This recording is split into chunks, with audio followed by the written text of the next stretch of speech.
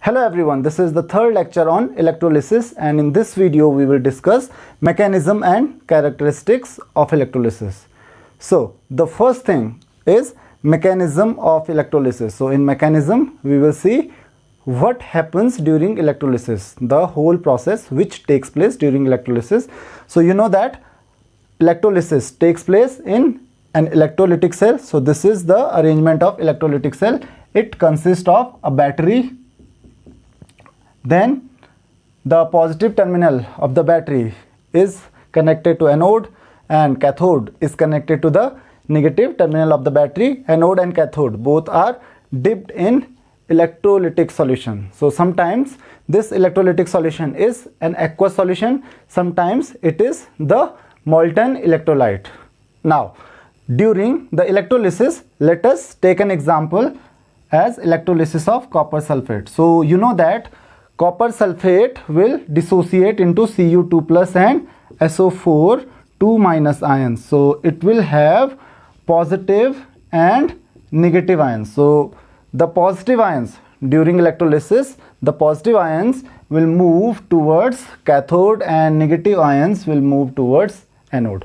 Also water will form the H plus and OH minus ions. Now the positive ions will move towards cathode because cathode is connected to the negative terminal of the battery, and negative ions will move towards the anode because anode is connected to the positive terminal of the battery. So this is positive terminal, this is negative terminal of the battery. So since anode attracts the negative ions, or you can say negative ions move towards the anode, what will happen? These negative ions will get discharged at anode, means they will get neutralized by losing their negative charge. So it means the negative ions will move to anode and they will lose their electrons. It means losing of electrons. That process is called oxidation. So oxidation will take place at anode while the positive ions will move towards cathode and they will gain the electrons. So gain of electron is called reduction.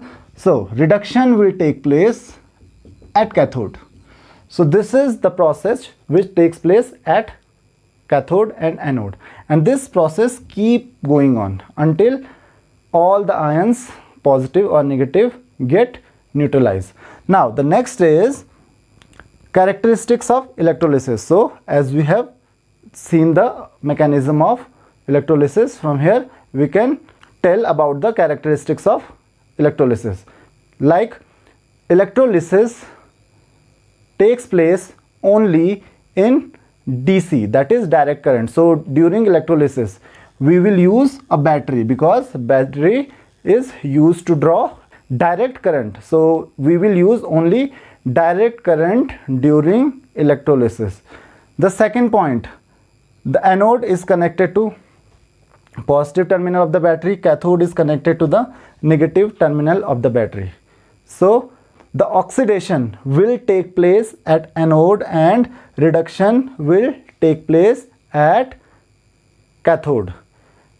One more property or one more characteristic, that is the number of electrons that are lost at anode is equal to the number of electrons gained at cathode, because you know that any atom or ion is going to lose electrons at anode while atoms or ions gain the electrons at cathode. So the number of electrons lost at anode will be equal to the number of electrons gained at cathode. So these are some characteristics of electrolysis. So you have to remember these characteristics. The first one is we can use only direct current, we cannot use alternating current. Now the question is, why do we use direct current only, why can't we use alternating current? Because you know that at positive terminal oxidation will take place and at negative terminal reduction will take place. So direct current move from positive to negative. It means direct current always move in a direction. that is positive to negative. But if we talk about alternating current does not have a fixed direction.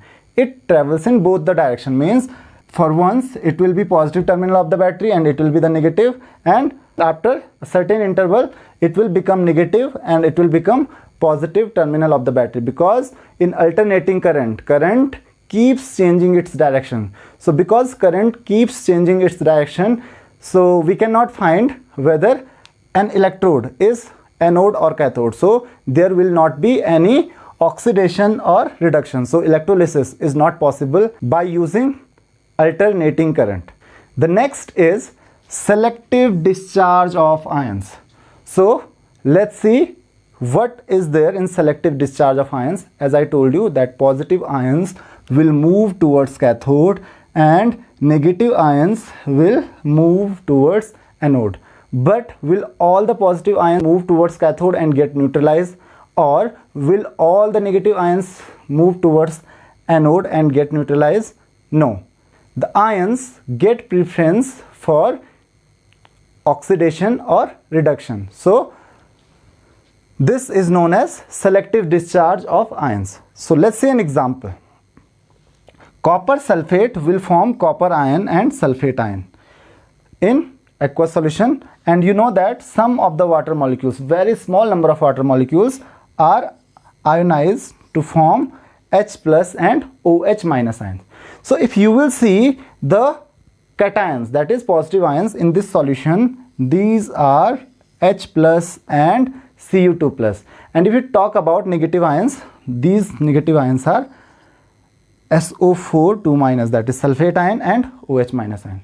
Now the question is, which ion will move towards the cathode, whether it will be copper or H plus ions? So electrochemical series will help in it. So electrochemical series is the series of elements according to their preferential discharge, means according to the ease of getting reduced at cathode. So this is the series of a few metal ions which are important. So this is the increasing ease of reduction, means the reduction of K plus ion is most difficult than Ca2 plus, and the easiest is the reduction of platinum, silver, gold, Hg, copper. Here we have hydrogen in between the metals. So these elements, that is copper, mercury, gold, silver and platinum, these are easier to reduce than hydrogen, while these elements are difficult to reduce. Now you can see that we have an order of preferential discharge, means if there are two elements, for example there are potassium and aluminum ions, so there are two ions, so which ion will get discharged first or which ion will reduce first? So because this is the ease of reduction, so aluminum is easier to reduce as compared to potassium. So if we have potassium and aluminum, potassium cannot reduce because potassium is very difficult to reduce. So aluminum will get reduced, not potassium. So this is how we decide which element is going to get reduced and which element is going to get oxidized. So in this case we can see we have copper and H plus ion. So you can see in the electrochemical series, copper is here and hydrogen is here. So ease of reduction. So you can see copper is easier to reduce as compared to hydrogen. So therefore in this case copper ion will move towards cathode and copper ion will get reduced at cathode, not H plus ion. So hope this is clear. Now let's talk about the negative ions. We have sulfate ions and OH minus ions. So this is the series of negative ions. There are some negative ions. Sulfate ion is here, nitrate ion, chloride, bromide, OH minus. So these are a few ions. This will be increasing order of oxidation. So you can see sulfate ion is most difficult to oxidize, then nitrate, then chloride, then bromide, and easiest is OH minus ion. So we have OH minus ions here and sulfate ions here. So which ions will move towards anode and will get oxidized? Those will be OH minus ions. So sulfate ions are not going to get oxidized at anode. OH minus ions will get oxidized at anode. So you have to remember the concept of selective discharge. So there is not only one way of selective discharge, there is one more factor for selective discharge, and that is concentration of the ions. So if the concentration of ions is high, then it will be easier to neutralize the ions, means it will be easier to oxidize or reduce to neutralize those ions because concentration is very high. But at the same time, if the concentration is very low, then it will be very difficult because there are only a few ions, so it will be very difficult to discharge those ions at cathode or anode. So the second factor is concentration. So if sometimes if the concentration is copper is very low, but at the same time the concentration of other ions, positive ions like H plus ions is very high, then H plus ion can also get reduced instead of copper ion. So these are the factors which determine the selective discharge of cations or anions. So hope you have understood selective discharge of ions. The next is electrochemical series. So I have already explained electrochemical series. These are the elements in electrochemical series. So there are so many elements. These are only a few elements of electrochemical series. So you can see this is the increasing order of reduction of these metal ions. So these ions are easier to reduce as compared to hydrogen, and these metal ions are difficult to reduce than hydrogen.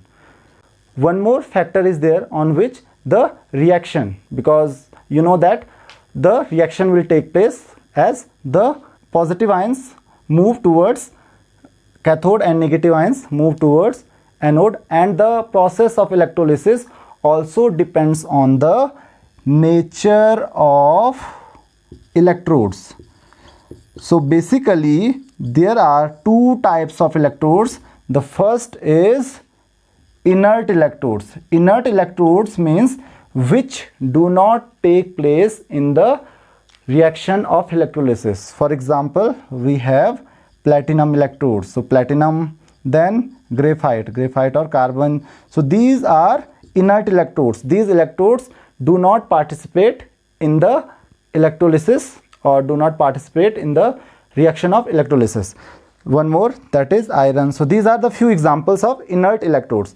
Then we have active electrodes. Active electrodes are those which participate in the chemical reaction during electrolysis. For example, there is copper. So copper will participate during the electrolysis in the chemical reaction. So we will see in a few examples how these active and inert electrodes affect the process of electrolysis. How do they change the process of electrolysis? So this is all in this lecture. If you have any queries, you can ask your questions in the comment box. Thank you very much.